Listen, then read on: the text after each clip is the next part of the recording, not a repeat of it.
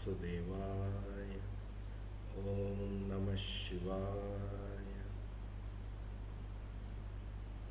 Sadashiva Samarambham Shankaracharya Madhyamam Asmadacharya Paryantam Vande Guru Paramparam. Hari Om Shri Gurubhyo Namaha. Hari Om. My humble pranams to all Atma Jyotis, divine light of the self. I welcome all of you to today's session of Bhagavad Gita Shankara Bhashyam, based on Shankara Bhashyam.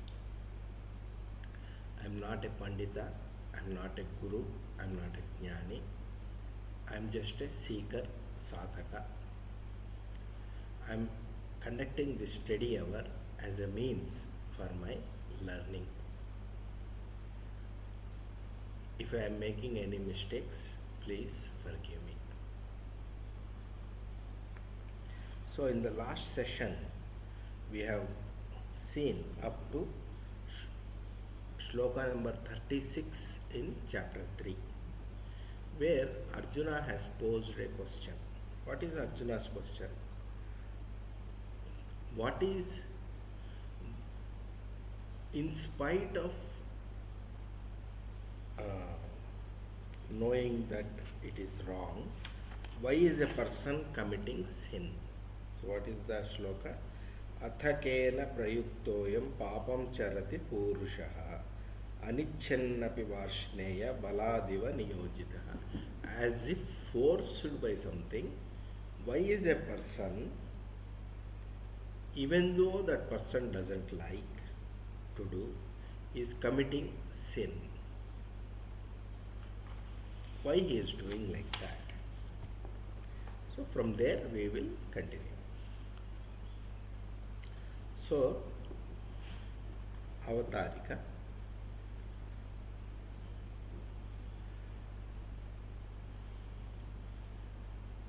you are asking about that enemy which is the root cause of all errors and sin. I am going to tell about that. What is that root cause? Bhagavan is going to say. Shri Bhagavan Uvacha, shloka number 37, Shri Bhagavan Uvacha, Kama yesha krodha yesha rajoguna samudbhavaha mahashano mahapapma vidhyena miha vairinam. So, Krishna has given the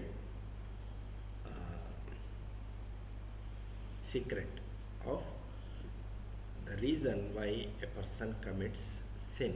What is that? Kama and Krodha. Kama is desire, Krodha is anger. It's a subsequent of Kama. If a Kama is not fulfilled or threatened, it will cause Krodha, anger. And these Kama and Krodha, they are originated in the Rajoguna. In Prakriti is made up of 3 gunas, as you know: Sattvaguna, Rajoguna and Tamoguna. See, this Kama and Krodha are born out of Rajoguna in a person.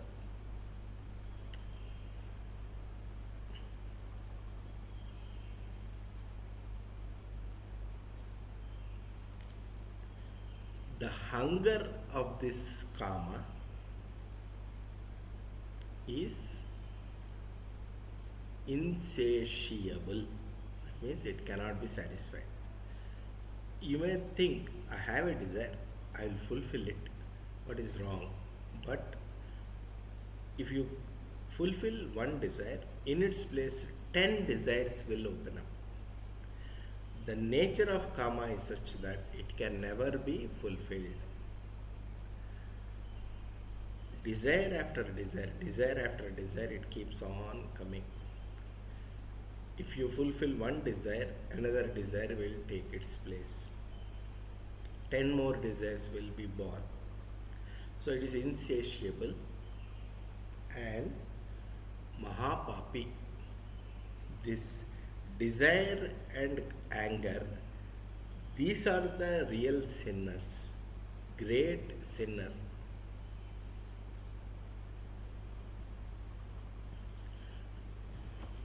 This is the real enemy for you. It is not the people out there who are your enemies. Your own desires, your own anger is your enemy. How clearly Bhagavan has told. So we'll see Shankara Bhashyam.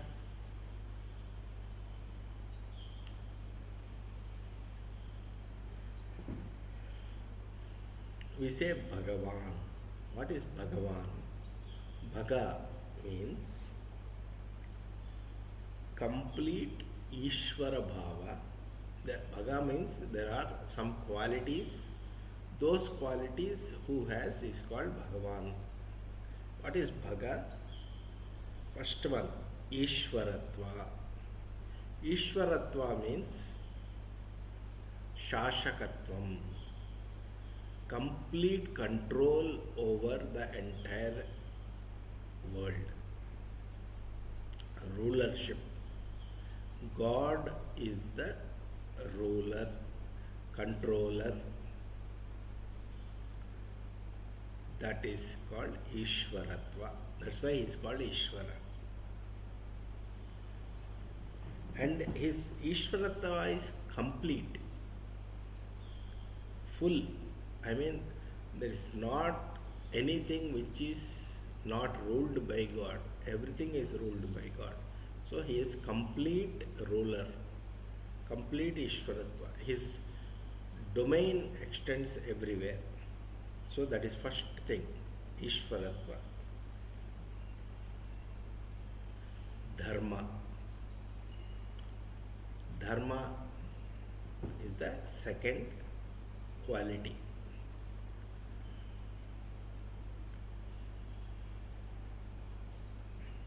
Kirti, fame. Sampada, prosperity or wealth. Vairagya, dispassion. Jnana or moksha, wisdom. These six are called Bhaga.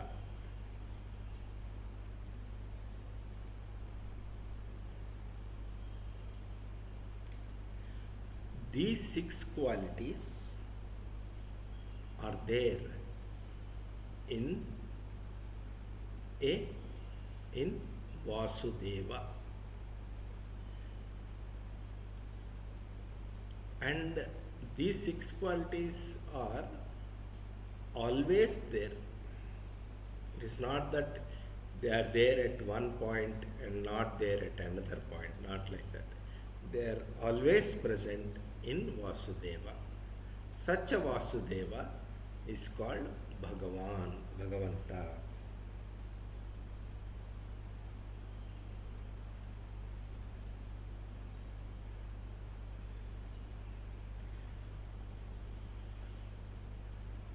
In Vishnu Purana, there is a definition of Bhagavan.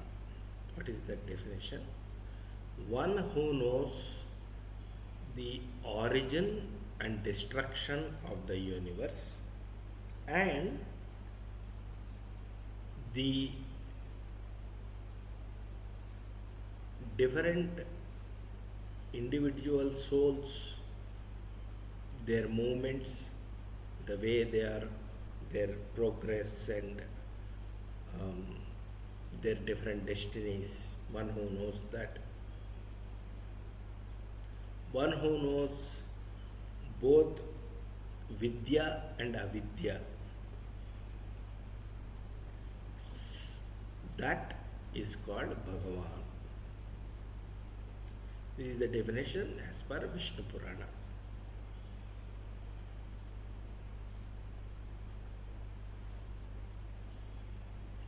One who knows the origin and destruction of the universe is known as Bhagavan, and he is Vasudeva.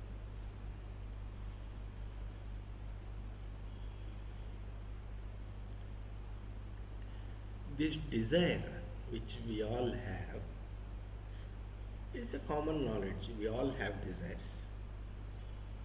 And when the desire is there, we try to achieve them. We do some action and try to fulfill them. This desire is the enemy of all beings. Because of the desire, all the beings are facing so many troubles. You may say, what is this? Why you are saying desire is the cause of all the troubles? See, I am hungry and I need food. This is not a desire. Because it's a biological need. If I am hungry, some food, whatever satisfies my hunger, which is nourishing, healthy, is a biological need. That is not called a desire. But if I want a 12-course dinner, that is a desire. There is a difference in the way you look at that. Similarly, if I want to go from one place to another place, I need a vehicle. If my need is to carry myself and my family and in a comfortable way, I may go for a moderately comfortable, cheaper car. Now, I may wish for a supercar,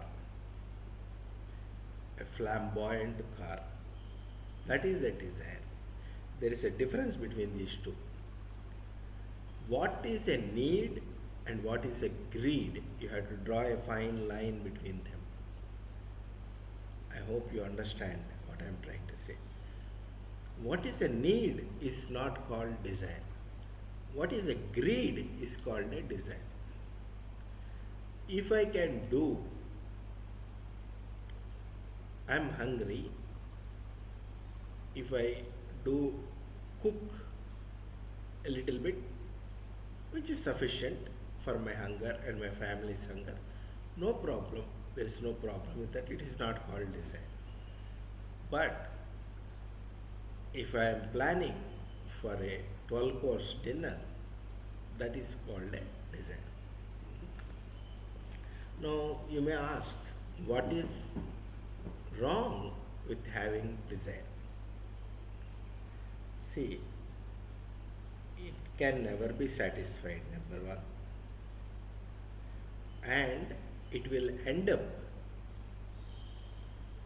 in giving a negative result. How? See, I am hungry and I eat a little bit of rice, dal and a curry. Plain food, I may be able to digest it. But if I go to a 12-course dinner, night 10 o'clock if I eat it, morning, whole night I cannot digest it. It is full stomach and my health will deteriorate. And morning I may feel heavy, tamasic. See, every action has a consequence.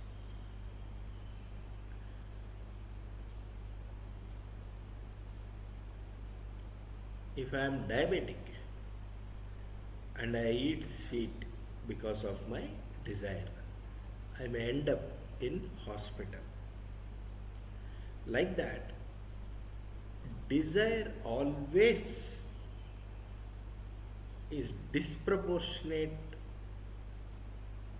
to the what you need, and because of it is extreme, it will result in a negative connotation.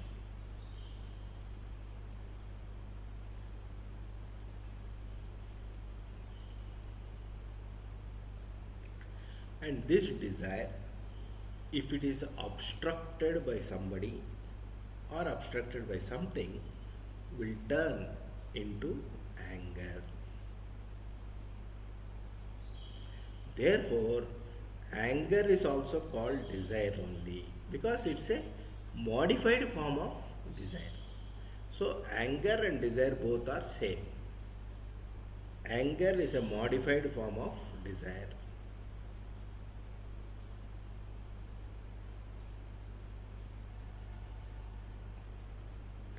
And this desire is born out of rajoguna, passionate attitude.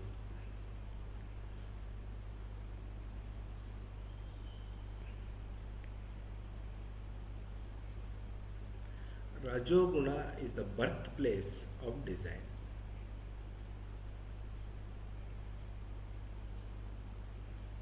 Because this desire will get generated and it propels the Rajoguna. Both go hand in hand. The Rajoguna is the birthplace of desire and desire propels the Rajoguna. It is like a cyclical.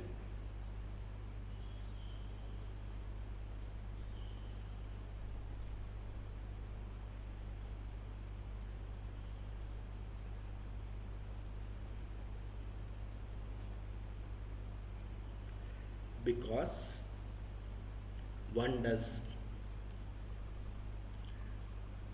actions like Raja Seva, meaning because Shankaracharya was some many years ago, decades, centuries ago, during that time monarchy was there, he was mentioned Raja Seva. Here now we can say administrative service or government serving the higher ups, power, serving the powers, political leaders, business, doing vyapara. People do many actions and they become afraid and sad.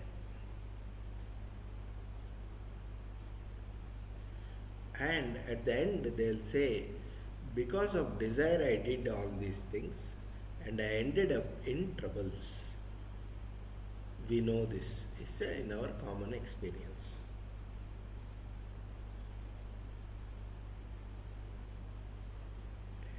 This desire is like a insatiable hunger, it cannot be satisfied. Therefore, it is called Mahashana. Mahashana.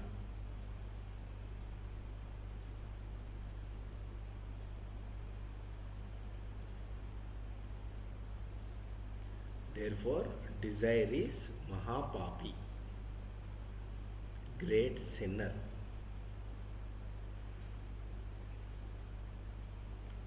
Because of desire, impelled by desire, propelled by desire, inspired, not inspired, propelled by desire, a person will commit sin.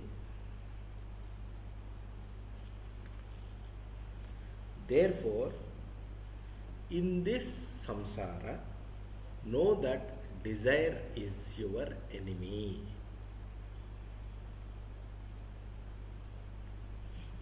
So this is the Shankara Bhashya for the sloka number 37. So for the next sloka, Avatarika is given. How do you know that desire is the enemy? Maybe the question. To explain it with many examples, Bhagavan is saying in sloka number 38. What is sloka number 38? Dhumena vriyate vahnir yatha darsho malena cha yadholbena vruto garbhastata tenedam avratam. So, if there is a fire, the smoke covers the fire. If there is that is one example. Second example is, there is a mirror, dust covers the mirror. Second example. Third example, in the womb of the mother, the fetus is covered by the embryonic fluid. These are the three examples. What are the three examples? Fire is covered by the smoke, mirror is covered by the dust, fetus is covered by the embryonic fluid.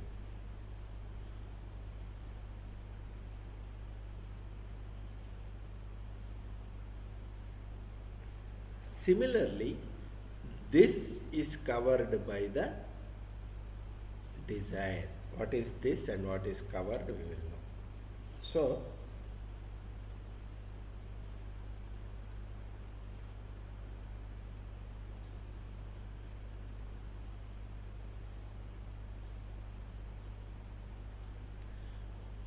this is, so in this shloka it is told, just as fire is covered by smoke, mirror is covered by dust, fetus is covered by embryonic fluid, similarly this is covered by desire. What is this, how it covers, will be known in the next shloka. This is the avatarika. In the avatarika, Shankara says, what is this? In the shloka number 38, Bhagavan says, this is covered by desire. So we need to know what is meant by this. That is known in shloka number 39, is told by Shankara in the avatarika. Without this avatarika, we cannot relate between two shlokas. So shloka number 39. आवृतं ज्ञानमेतेन ज्ञानिनो नित्यवैरिणा कामरूपेण कौन्तेय दुष्पूरेण नलेन च. Now he says, what is this? What is this? O Kunti Putra, son of Kunti, this desire is an enemy to a jnani, to a wise person. It is very difficult to satisfy all the desires. It is very difficult, insatiable. Kamana is insatiable. For the desires, there is nothing called this is enough.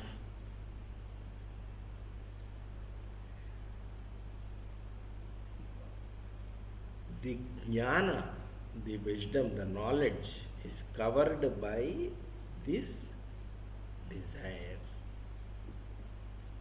See, in the previous shloka, shloka number 38, Bhagavan says, this is covered by desire. What is this is told in shloka number 39. The jnana is covered by the desire. Okay? And Shankara Bhashyam, this desire covers Viveka Jnana. What is Viveka Jnana? Nitya Anitya Vastu Viveka, Atma Anatma Vastu Viveka. Nitya Anitya means what is permanent, difference between what is permanent and what is temporary.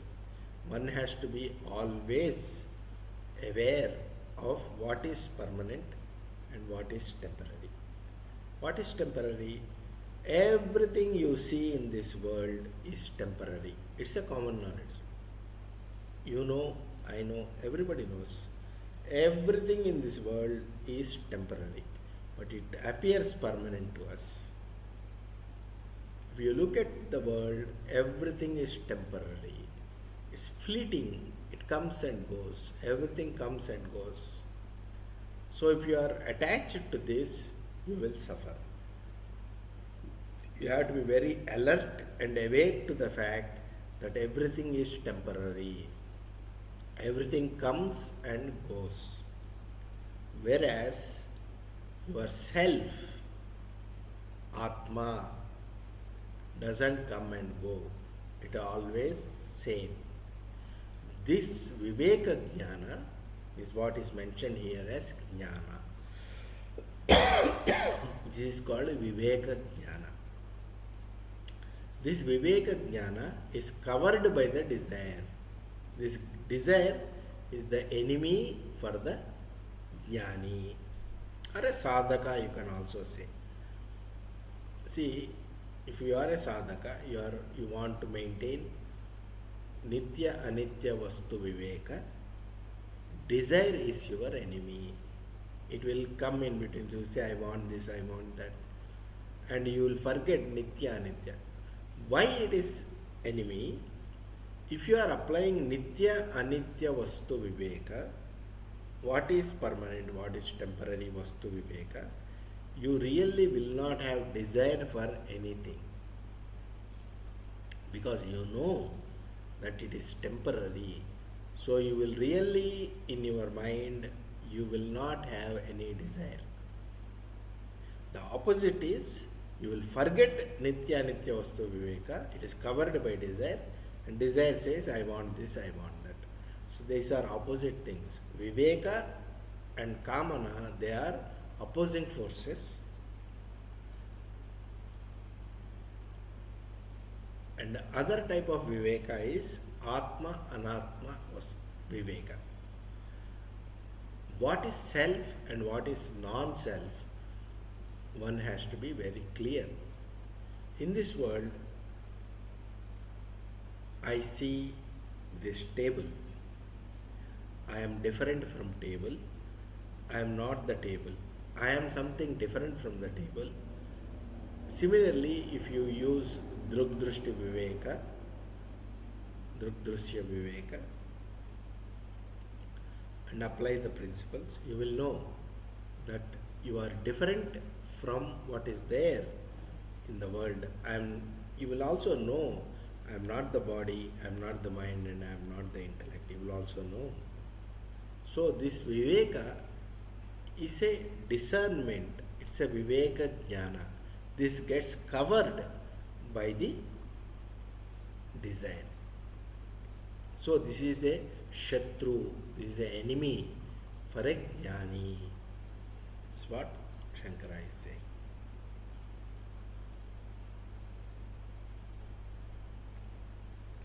Because the Jnani knows, because of the desire, I am doing this action.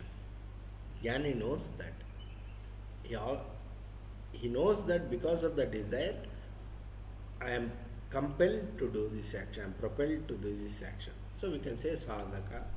He knows that this is not permanent, this is temporary, but still, because of the desire, he is propelled to take some action.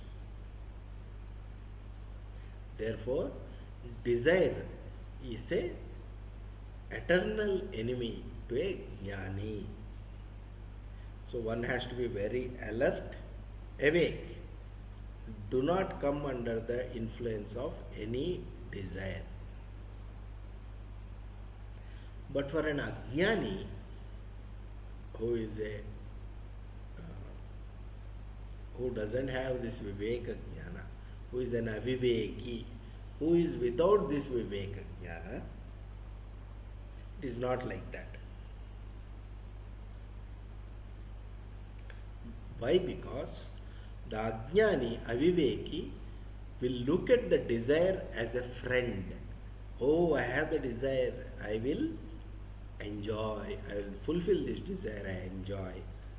And when there is desire, he will enjoy, he will like it. It is a friend to him.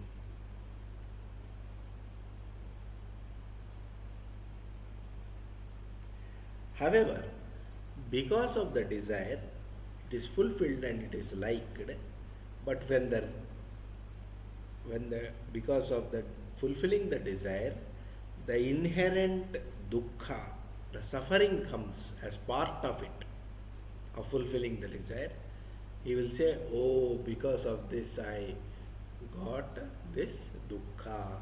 He will know like that. Example, I have only one example, which is a diabetic person knows that eating a sweet is difficult, not good, but he will have the sweet. But because of that, he will fall ill. So that is the inherent dukkha in having the sweet. While eating the sweet, he will enjoy, he will like it. But illness also is hand in glove with that. When the illness comes, the diabetic will know, oh, because I had the sweet, I am having this illness. What is the point? It's crossed. That it's over. The time has gone. You cannot do anything about that.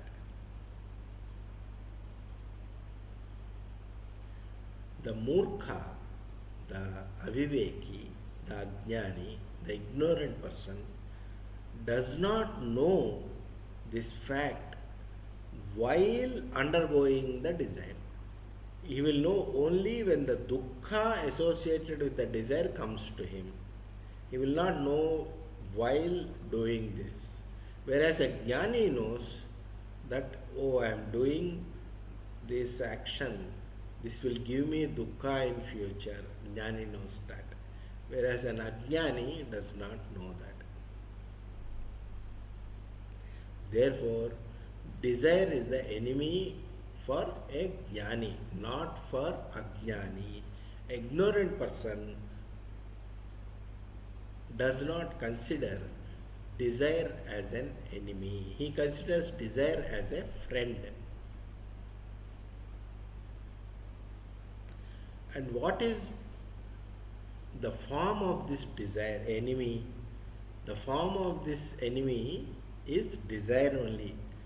You cannot see it as a human form. It is the desire which sprouts in your heart. You have to recognize that. The feeling of desire is the enemy. Okay? Don't think that enemy will come from somewhere with guns and mortar and all. No. The enemy in this case is the sprouting of the desire in your heart. You have to be aware of what is happening in your mind. You have to be very alert and aware. The sprouting of the desire, that is the form of the enemy, real enemy for you.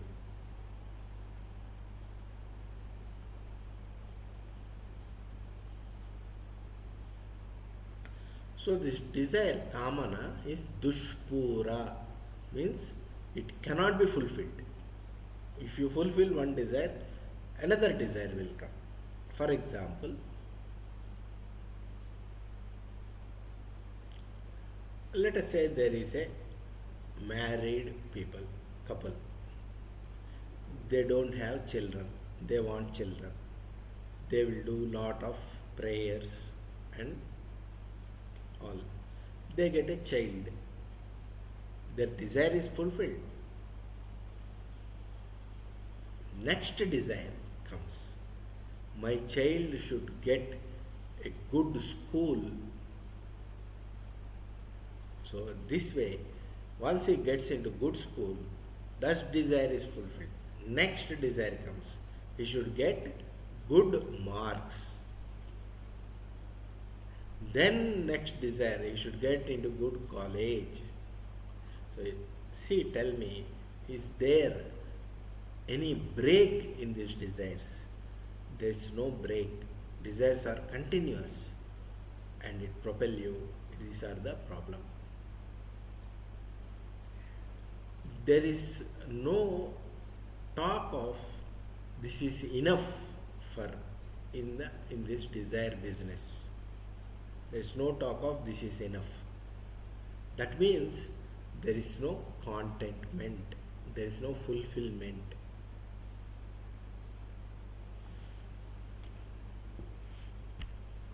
So this is the shloka number 39. So the avatarika for the 40.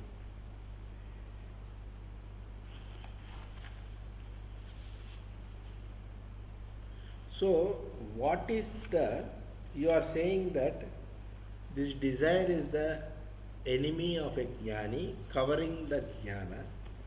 What is the source of this desire? Source or refuge of this desire? That question may come. Bhagavan is explaining the source of desire in the next shloka.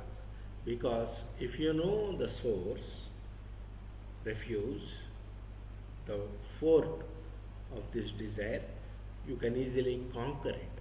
So he is saying in shloka number 40, know the fortress of the desire, you can conquer it. How? Indriyani manobuddhirasyaadhisthanamuchyate eter vimohayatyesha jnanamavritya dehinam. So he is saying, what is the adhisthana of this desire? What is the adhisthana? Indriyas, sensory organs, eyes, nose, tongue, ears and skin. These are the sensory organs. These are one place. And the mind, manas, and the buddhi, intellect. These are the ashraya. These are the places in which desire stays. In the last sloka, we talked about the form of the desire. How does desire look? Desire is a thought process. It doesn't take a human form. And this thought process stays. What is the place in which it stays? It stays in the indriyas, manas and buddhi. It stays. This is the places, this is the fortress of the desire. Through this fortress, the desire covers up the jnana of a jnani, and the embodied person is deluded by this desire.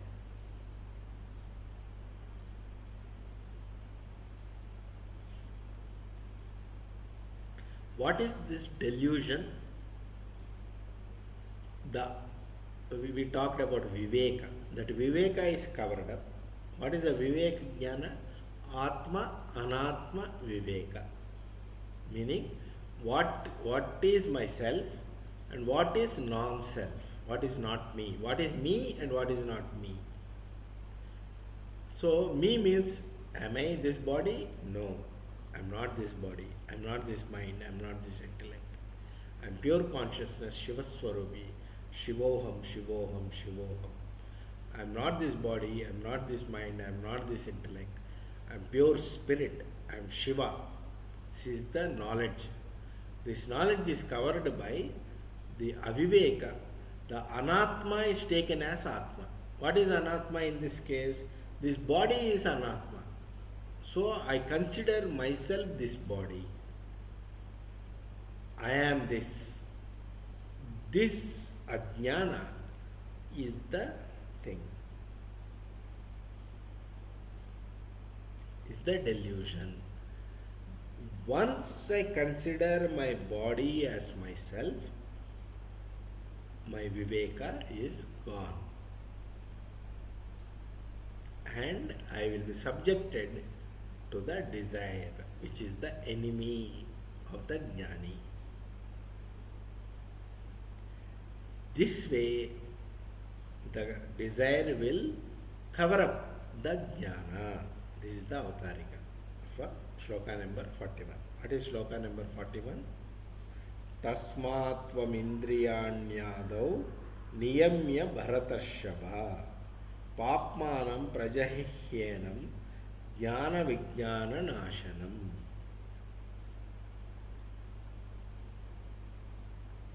O Arjuna, You are best among the Bharata clan. Therefore, you first control the Indriyas. See, everything happens from the. See, if you see, the sensory inputs come and then mind says, I want. And then Buddhi says, let us go for it. So, in the previous sloka, it is told the Indriyas, Manas, and Buddhi, these are the places in which desire is there. So, what is the input? From the Indriyas, from the sensory organs, the sense inputs will come. Some nice sweet is shown, and then the patient, diabetic patient, the mind of the diabetic patient will say, yes, I want that, the mind and the intellect, and he takes and eats. Similarly, the inputs are these jnanendriyas, eyes, ears, nose, throat, tongue, and the skin. So these are the doorways. Control them. So Bhagavan is saying to Arjuna, he is saying you are best among Bharatavamshiya. Therefore, it is possible for you to control your senses. First, control your senses. This is the first step. First, control your senses. And get rid of desire. Get rid of the concept of desire, which is papa bhuishta, meaning full of sin. Why should you do that? Because this kamana, this desire, will destroy your jnana and vijnana, knowledge and wisdom. It will destroy that. Therefore, get rid of this kamana by controlling the senses.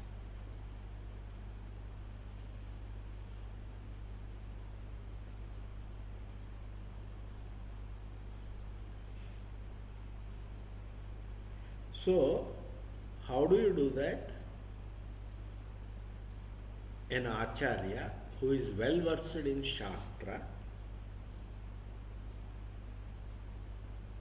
from such an acharya, you should know the Viveka Jnana of Atma and Anatma. Knowing this is called Jnana. And you apply to yourself and get an experiential knowledge of this, what is taught in the Shastra is called Vijnana, experiential knowledge. Knowledge is what you listen and get from Acharya, teacher, and you make it your own experience. It is called experiential knowledge, it's called wisdom, it's called Vijnana. Jnana and Vijnana. And desire will destroy both Jnana and Vijnana. It's a common knowledge, everybody undergoes that. Please be alert and awake. See, somebody tells fire burns, that is Jnana. You put your finger in fire, your finger burns, you have an experiential knowledge, that is Vijnana, Vishesha Jnana. Therefore, O Arjuna, control your senses and get rid of the enemy called desire. So, Avatarika for the next sloka.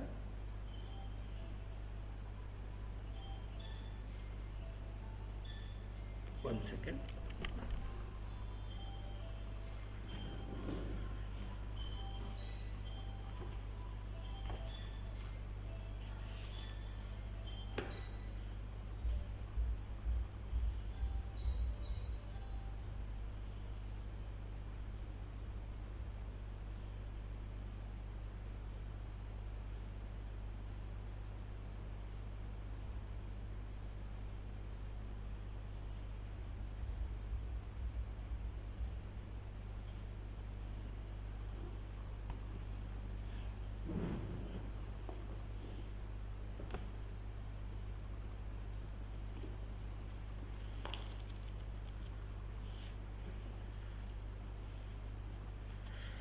Okay. So now it is told that one should get rid of desire. But if I have to get rid of desire, what should be my refuge? What should I do? What should be my ashraya? The ashraya of kamana is indriya, manas, buddhi. How should I control them? It's told in shloka number 42. Indriyani paranyahur indriyebhyah param manaha manasastu para buddhir yo buddhehe paratastu saha. Indriyas, the sense organs, are no doubt good. Jnanendriyas are good. They will help us to experience the world. However, the manas, the mind, the manas is higher than the indriyas. Why? Because indriyas are the sensory organs which give the sense inputs to the mind, manas. So mind, manas is the higher than indriyas. And higher than the manas is the buddhi, the intellect. Higher than the manas is the buddhi. And what is higher than buddhi is called Paramatma.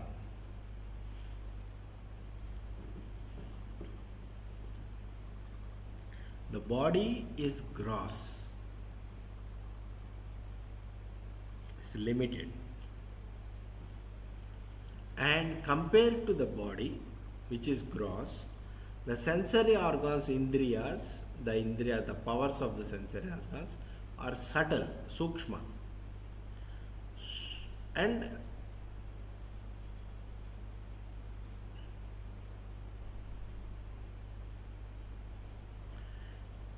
when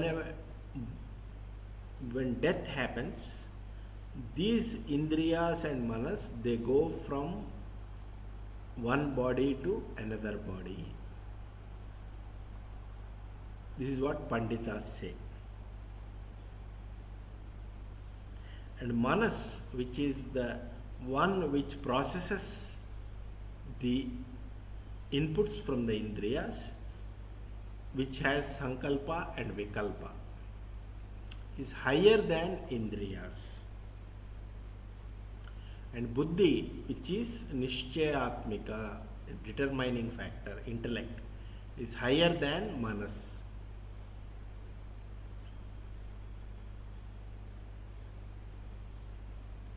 Similarly, the one who knows what is there in the buddhi is pratyagatma.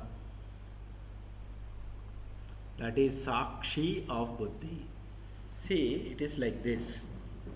This body, mind, intellect are like computer. Computer shows something, but there has to be a person who sees that. Similarly, this body, mind, intellect processes something, and ultimately there has to be a sakshi, a witness, a seer inside this body, mind, intellect complex. That sakshi is called pratyagatma. That is higher than the buddhi. That is the point Bhagavan is making. That buddhi is the intellect, no doubt, but higher than the buddhi is the sakshi, which is the witness of everything. That witness, that sakshi,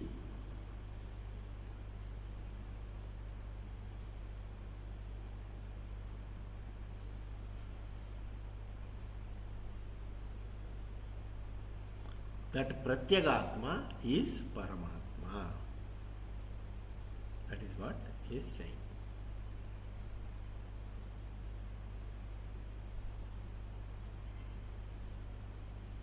And the kamana, the desire, which is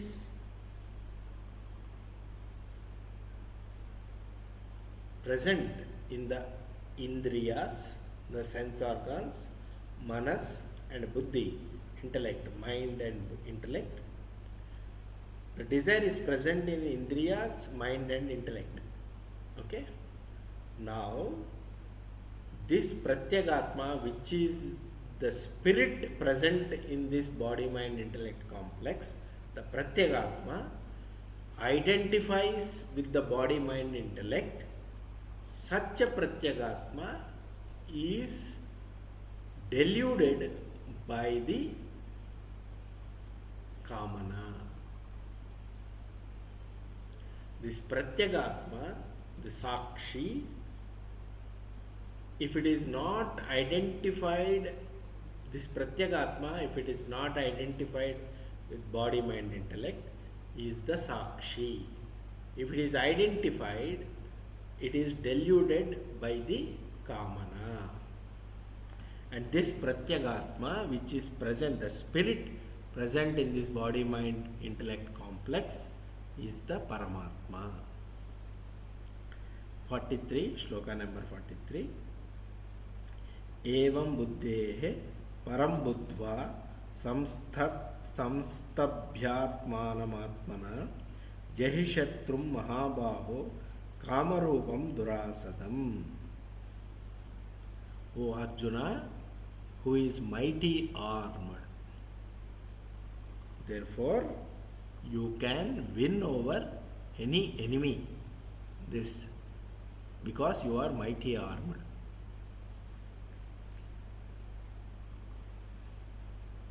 Know the Sakshi, which is higher than the Buddhi, and be situated there as the Sakshi, the witness consciousness. Be situated there, and then you can control the Buddhi, Manas, and the Indriyas. Because once you become the Sakshi, you can control the Buddhi, Manas and Indriyas. Through that, you can win over the enemy called desire. See how complete is the scheme in Bhagavan's teaching. This way, you know what is higher than the intellect, which is the witnessing consciousness, the spirit in this body, the Shiva nature, and control yourself by yourself, control your mind and intellect by the Sakshi. So, here what is saying is the manas should be controlled by the manas itself, knowing that I am Sakshi.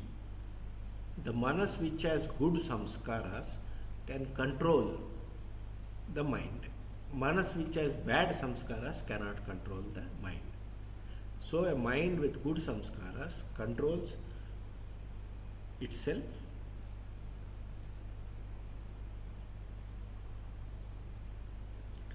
So what we need to do is to aim for Chitta Shuddhi.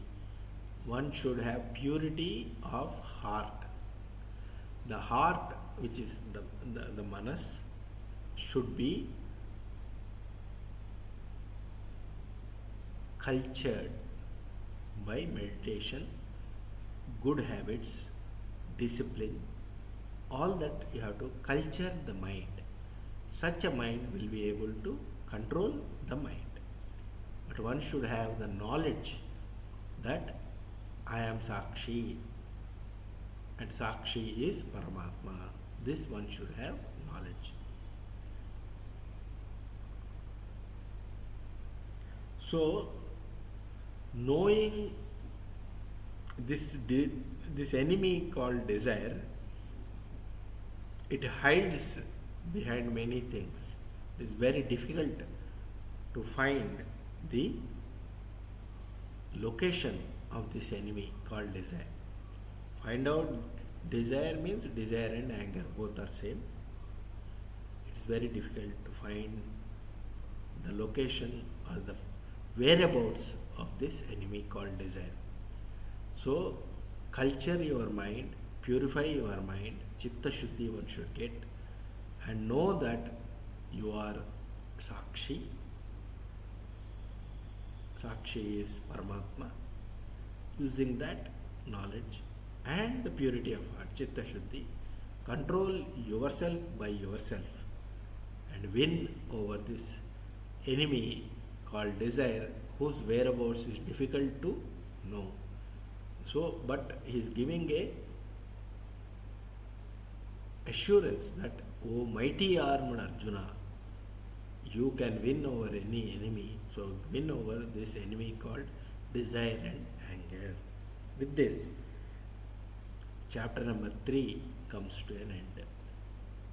Iti Srimad Bhagavad Gita Su Upanishadsu Brahma Vidyayam Yoga Shastre Shri Krishnarjuna Samvade Karma Yogo Nama Trutiyodhyaya.